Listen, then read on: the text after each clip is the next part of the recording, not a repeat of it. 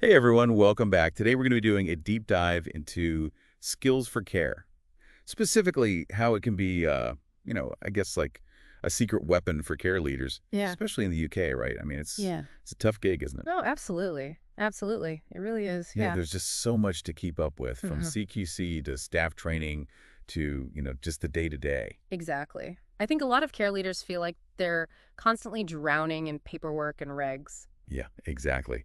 And training needs. It never ends. But that's why we wanted to do this deep dive today, Yeah. because Skills for Care, honestly, they have so many resources that can really make your life easier. They really do. It's kind of amazing when you start looking at everything they offer.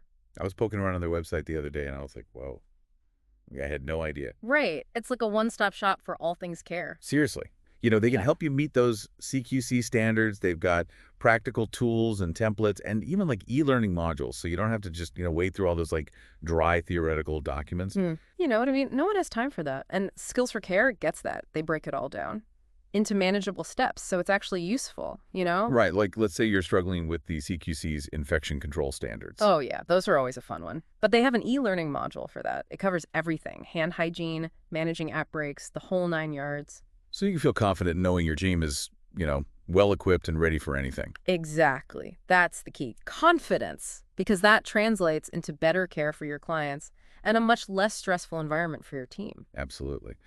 Okay. So we've talked about CQC, but what about staff retention? I mean, come on.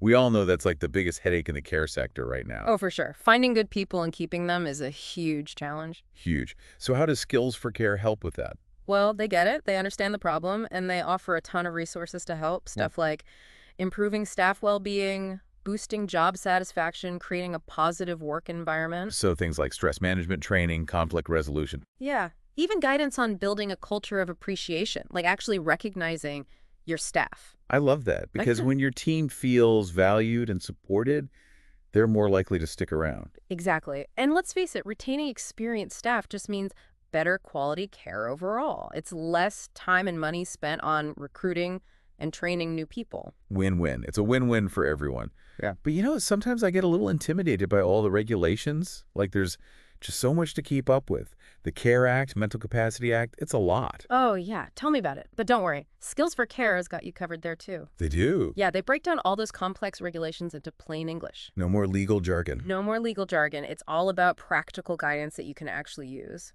I was talking to a care home manager the other day who was freaking out about GDPR, the data protection stuff. Oh, yeah. And she said Skills for Care's e-learning module on that was a lifesaver. It helped her understand what she needed to do to be compliant. It's all about empowering care leaders, not just to meet the regulations, but to actually understand them and implement them the right way. Right. So it's not just about ticking boxes. It's about doing things right. Absolutely. And it helps everyone in the long run, when Sure. we get it right. Yeah, for sure. Oh, Okay, so we've talked about regulations, but let's shift gears a bit. Let's talk about staff well-being. yeah, that's a big one. Huge. I mean, burnout is a real problem in the care sector. So how does Skills for Care help with that? Like, what do they offer? Well, they have this amazing toolkit just for staff well-being. It's got loads of practical tips and resources, even training modules on stuff like stress management and building resilience. Ooh, resilience. That's so important. It really is. And they also have stuff on creating a peer support network. Oh, I love that. Peer support is so crucial in this field. You need someone who gets it, Yeah, who understands the challenges. absolutely. And Skills for Pair provides guidance on how to actually set those networks up. That's great. Yeah. Because sometimes, you have the will, but not the way. You want to support your team, but you're not sure how. Exactly. And they've got you covered. They even have resources on things like mindfulness sessions, team building activities, even flexible working arrangements. I was talking to a care home manager a while back who was really struggling with staff morale. Oh, no. Yeah, it was rough. They were just constantly putting out fires and everyone was feeling burnt out. Sounds familiar. Right. Anyway, she decided to try some of the well-being activities that Skills for Care suggested. How did it go? It was a game changer. Staff started communicating more openly. They felt more comfortable raising concerns. They started taking more initiative. Wow. That's amazing. It really was. The whole atmosphere of the care home shifted. Yeah. Everyone felt more like a team, Yeah. like they were all in it It's together. what we want, right? That Yeah. sense of camaraderie. Totally. Because when staff are happy and supported, they provide better care. 100%. And speaking of care, Skills for Care also has a ton of resources on specialized topics, Oh, yeah. Like what? like dementia care, autism, end-of-life care. I actually saw those sections on their website. Super impressed with how much info they have. It's like having a care expert on call 24/7. Seriously. So whether you need help creating a dementia-friendly environment or supporting someone with challenging behavior, they've got you covered. And they don't just throw information at you, they make it practical, easy to understand, easy to implement. Which is key, because who has time to decipher complicated jargon? No one, especially in the care sector where everyone's already stretched thin. Okay, so we've talked about the care side of things, but what about the financial side? I mean, training and development costs money. Right. And Skills for Care knows that. That's why they have a whole section on funding. Funding. Grants, financial support schemes, you name it. Like the Workforce Development Fund. Exactly. That's a big one. It helps cover the cost of training and qualifications. So you can upskill your team without breaking the bank. Exactly. And Skills for Care can even help you navigate the whole application process. So they're not just like, here's some info, good luck. Nope.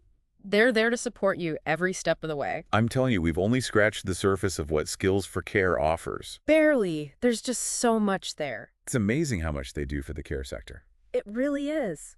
And they're constantly evolving, too, Yeah. always adding new resources, keeping things up to date. It's like they're on a mission to make sure care providers have everything they need, They really are. They're Oh. championing the care sector. which is so important right now. Oh. Okay, before you move on, we have to give a shout out to the Care Pro. Oh, yes, absolutely. They're doing amazing work to support care providers across the UK.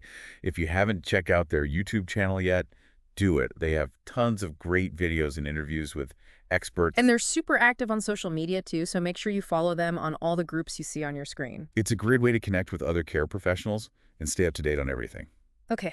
Now, before we wrap things up, we want to leave you with a little something to think about. A challenge of sorts. Yeah. Think about your care service, your team, the people you support. What's one area where you could make a real difference with the help of Skills for Care? It could be anything.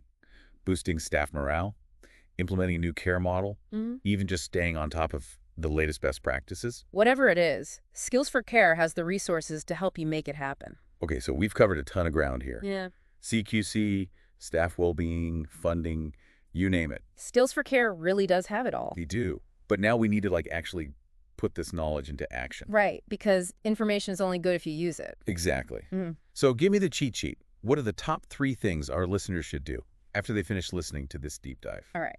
Step 1, head straight to skillsforcare.org.uk. Just go to the website. Yep. And just browse, get a feel for the layout, see what's there. Okay, like window shopping for care improvement. Haha, exactly. Step 2, pinpoint that one thing that's really bugging you. Is it recruitment? Training? CQC compliance? Whatever keeps you up at night. Right. They have a section for all of that. So zero in on your problem area and start digging. So specific. Love it. What's step 3? Spread the word. Tell your team, your colleagues, anyone who'll listen. Shout it from the rooftops. Well, maybe not that loud. But seriously, the more people who know about Skills for Care, the better it is for everyone. It's like we're all in this together, right? Building a stronger care sector. Exactly. We can achieve amazing things when we support each other. And that's what we're all about here at the Care Pro, helping you be the best care leader you can be. Absolutely. Remember, Skills for Care is a great tool, but it's just one tool. Never stop learning, never stop growing. Couldn't agree more. Huge thanks to the Care Pro for putting this deep dive together. And to you, our amazing listeners, keep learning, keep leading, and keep making a difference in the care sector. We'll see you next time.